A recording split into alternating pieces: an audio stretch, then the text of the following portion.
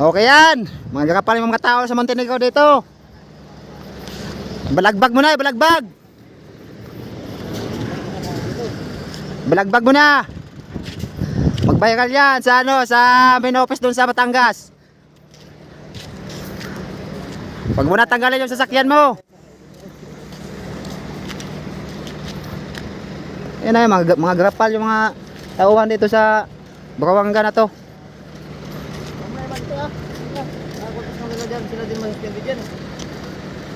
Nakabunga yung mga pangalan eh. Iniba na naman yung tinikitan, yung nasa labas, nakapasok, kakakating lang, nakapasok. Hindi, dadaan tayo sa Batangas. Reklamo natin sila. Para mura-mura lang katiklan, mas mura katiklan eh. Tapos ang sinagot lang kanina, yung nag-booking sa inyo, doon kayo sumakay.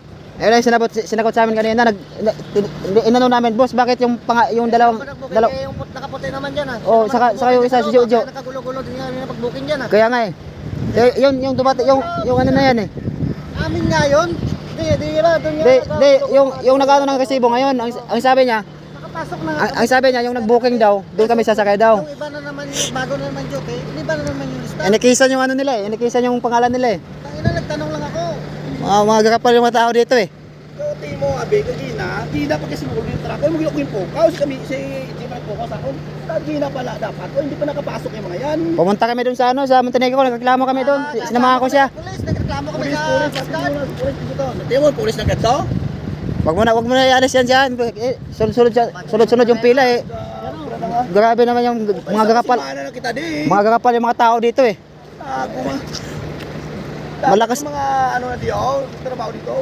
Alisin na yan. Kakakating lang, nakapasok agad, inisyon agad ang ticket. Ano yan?